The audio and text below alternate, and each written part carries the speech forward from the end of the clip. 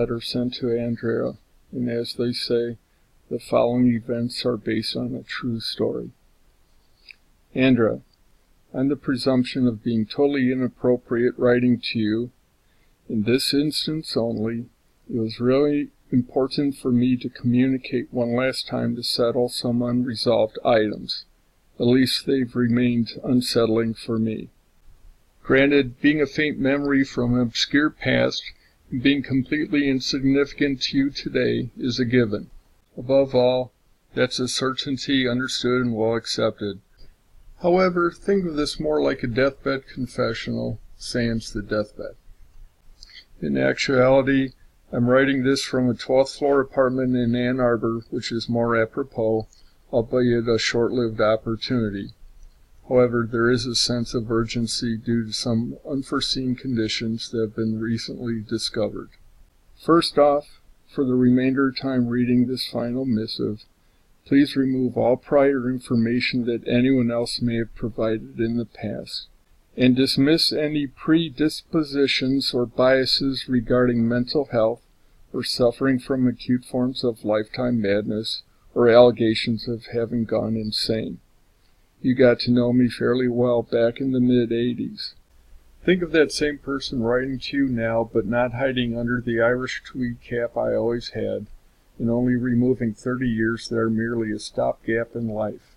Besides, being rather sophomoric was something that hopefully gravitated our friendship closer together, at least until a temporary losing faculty concurrent with the Bears winning Super Bowl 20 in 1986. Yep, I still remember that awful night like it was tattooed with indelible ink on the right half of what's left of a tiny fettered little brain.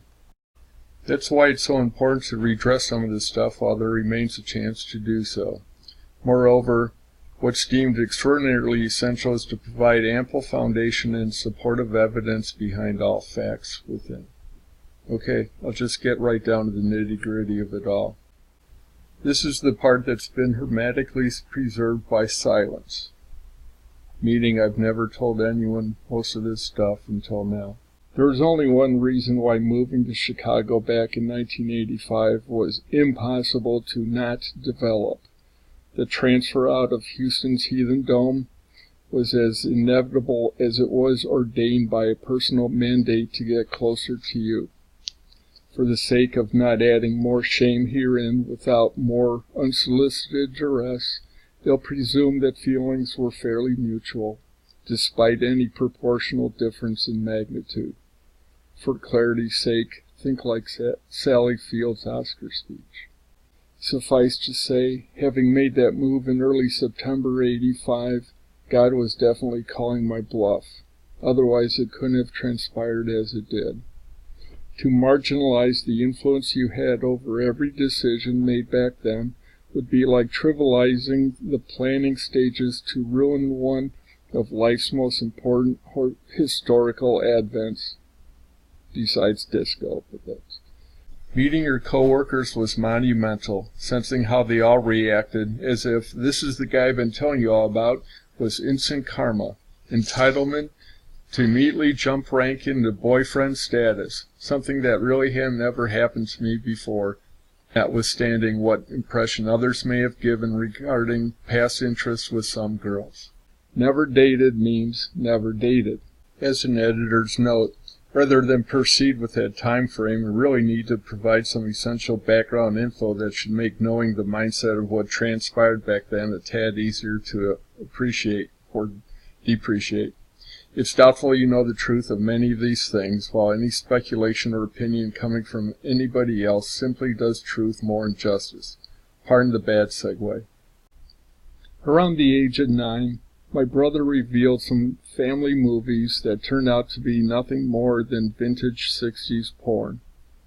Needless to overstate, the blonde wearing Jackie O sunglasses and her companion, a mustachioed James Bond clone, looked nothing like our adoptive parents. Double indemnity was validated when she proceeded to assist him peeing in the amber waves of grain. In fact, Alan had actually introduced a Pandora's shoebox of 8mm underground productions that, well, to simply claim them as unsavory film footage would be a total injustice. What soon got revealed in a relatively short period of time were numerous pockets of XXX porn stashed away in cabinets, bookcases, and inside the garage, among other secret hiding places. Dozens and dozens of monthly porn mags were insignificant compared to the stacks of manila envelope material, which turned out to be hardcore S&M bestiality stuff. Not exactly Ladies' Home Journal or any other domestic magazine that were all left out in the open. However, some of it was child pornography that included S&M imagery with infants and little kids. Needless to understate, I had no idea what I was looking at the time. Any curiosity about the subject, let's just call it making whoopee, or anything in a whoopee-esque manner, was presumed a grotesque perversion, debauch in every sense of possible wickedness.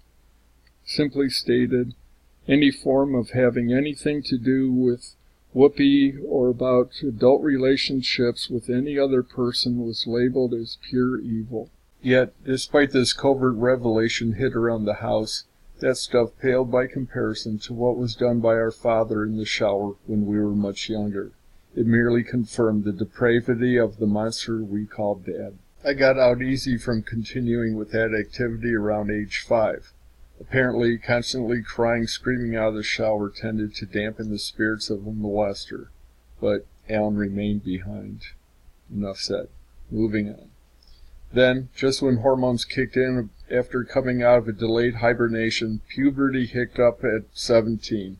Rather, it burped out a spark of dim-witted interest with girls, fighting nature like a pelagic monkey. Maybe now some behavior, if recalled, is better understood. It certainly doesn't excuse it, nor justify it. It simply explains why it came to be. No one more than I wished a lot of that stuff never happened, but God certainly had a plan, but just didn't let everyone in on the little details. Life was tough enough as it was. I felt like screaming, "Come on, God, having braces, playing cello instead of Little League baseball for 5 years, plus a retarded growth streak, standing less than 5'6" until senior year wasn't enough?" Nothing helped to justify fate. The first girl that finally broke through the ice of not having to spell kiss with an F was Laura, a summertime crush turned into a stupid mania oft referred to as puppy love. In reality, we had a pet dog named Duffy, a Weimaraner that put me in the ER not once but twice, gnawing on my arm and chest. I would have been euthanized sooner than that stupid dog, 'cause Miles treated me like a pet peeve. Duffy was allowed to have autonomous reign over the youngest stupid kid who always cowered in his room. Steam issues? Nah. Anyway, Laura was killed in a car wreck a couple weeks into senior year. About 8 days later, my closest friend's father fell off a roof raking leaves, and he died. 2 funerals, a pallbearer for Laura's, and adulthood was off to a smashing start. In February '78, I was in a bad wreck myself. Internal bleeding from a torn spleen, just like Laura died from, plus a month out of school before being threatened to get thrown out of the house 2 or 3 times before summer's end. That's the prerequisite got put on me before starting freshman engineering at Purdue, adding engineer to the self-assumed Dorkmeister's profile sans any confidence. Then a 6-inch growth spurt soon